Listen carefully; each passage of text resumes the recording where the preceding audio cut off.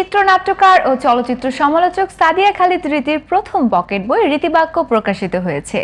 একই আয়োজনে অনুষ্ঠিত হয়েছে তার চিত্রনাট্য মৃত্যু থেকে জন্মর পাঠ্য অভিনয়। রাজধানীর অ্যালিয়স ফ্রসেস ঢাকায় অনুষ্ঠিত এই আয়োজনে উপস্থিত ছিলেন দেশের বিশিষ্ট সাংস্কৃতিক ব্যক্তিত্বরা। এই নিয়ে বিস্তারিত থাকছে আমাদের এবারের আয়োজনে। চিত্রনাট্য, চলচ্চিত্র সমালোচনা ও জীবনবোধের নানা ভাবনাকে এক মলাটে নিয়ে প্রকাশিত হয়েছে সাদিয়া খালিদ রীতির প্রথম পকেট বই রীতিবাক্য।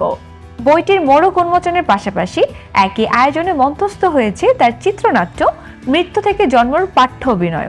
রবীন্দ্রনাথ খাবার টেবিলের শীর্ষ আসনে বসে আছেন।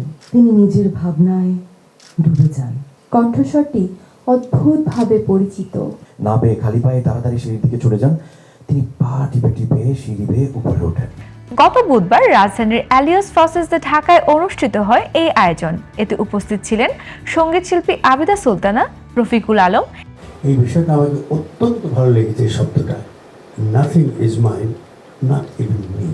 সত্যি সত্যি মানুষের সব জীব জগতেই বোধহয় এটা আছে, যে আমার একটা পর্যায়ে মানুষ রিয়েলাইজ করে যে কিছুই আমার নয়। এটা আমাকে সত্যি সত্যি খুব ভালো লেগেছে। এবং আমি জানি না ভবিষ্যতে তুমি যখন কোনো স্ক্রিপ্ট লিখবে, এটার একটা ধারণা নিয়ে হয়তো একটা স্ক্রিপ্ট লিখে যাবে। আমাদের রীতি এখন অনেক কিছু করছে, অনেক বড় হয়েছে। অনেক রীতিকে বলছি যে চলো মা,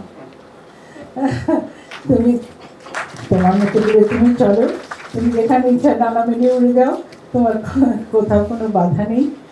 খুব খুব সুন্দর, এটা ভালো লেগেছে করতে। Thank you very much. এবং চলচ্চিত্র নির্মাতা মাসুদ হাসান উজ্জ্বল, ফখরুল আরেফিন খান ও আহমেদ মুস্তফা জামাল সহ সংস্কৃতি অঙ্গনের বিশিষ্টজনেরা।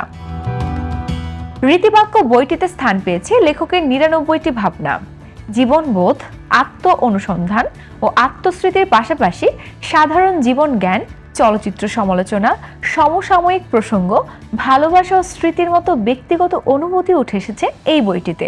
লেখকের বক্তব্যের পর অনুষ্ঠানে উপস্থিত দর্শকেরও বইটির বিভিন্ন অংশ পাঠ করেন। ফলে মোড়ক উন্মোচন পর্বটি হয়ে ওঠে লেখক ও পাঠকের সরাসরি ভাবনা বিনিময়ের একটি আয়োজন।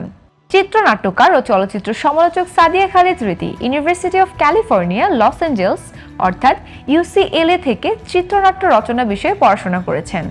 আন্তর্জাতিক বিভিন্ন চলচ্চিত্র উৎসবে জুরি সদস্য হিসেবে দায়িত্ব পালনের পাশাপাশি কান চলচ্চিত্র উৎসব, international film festival of Kerala, Bengaluru ও ঢাকা আন্তর্জাতিক চলচ্চিত্র উৎসবে ফি প্রেসে জুরি হিসেবে কাজ করেছেন তিনি।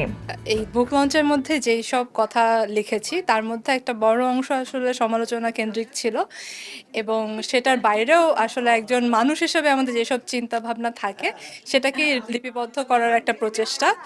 সবসময় যে সিনেমা নিয়ে লিখবো, সিনেমার বাইরেও যে আমরা মানুষ হিসেবে আরও অনেক আমাদের অ্যাসপেক্টগুলো আছে সেটা আসলে তুলে ধরার একটা প্রচেষ্টা ছিল। স্ক্রিপ্ট পারফরমেন্স যেটা আপনারা দেখলেন, আই হোপ আপনাদের পছন্দ হয়েছে, আই হোপ এটা কমিউনিকেট করতে পেরেছেন। আমি রুমের এনার্জিটা ফিল করছিলাম যে আসলে মানুষজন অ্যাটেনশন দিয়ে শুনছে। আমি কয়েকটা আর্ট ফর্ম আসলে চিন্তা করে রেখেছি, এটা দিয়ে শুরু করলাম। দেশের বাইরে আরও কয়েকটা করেছি, বাট বাংলাদেশে এটা দিয়ে শুরু করলাম, এবং আমি খুবই খুবই গ্রেটফুল আপনাদের যে সাড়াটা পেয়েছি। বইও হোপফুলি আপনার সামনে আরও পাচ্ছেন। এটা ছিল আমার বিভিন্ন থটস নিয়ে লেখা, সামনে হয়তো বা সিনেমা নিয়ে আরও কিছু পাবেন। বই প্রকাশ ও চিত্রনাট্যের পাঠ্য অভিনয়ের এই আয়োজন শুধু একটি প্রকাশনা অনুষ্ঠান নয়, বরং সাহিত্য, চলচ্চিত্র ও মঞ্চের ভাবনাকে একসঙ্গে দর্শকের সামনে তুলে ধরার একটি ব্যতিক্রমী প্রয়াস।